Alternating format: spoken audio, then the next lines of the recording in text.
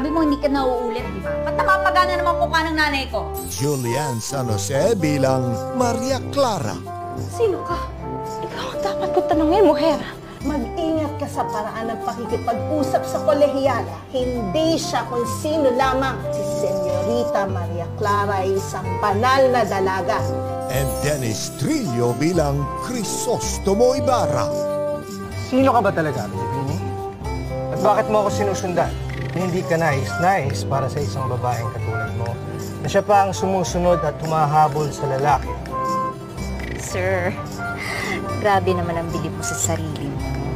Bagong salta lang kasi ako dito eh. Mukhang mabait ka naman at maawain. Kaya pwede bang ampunin mo muna ako?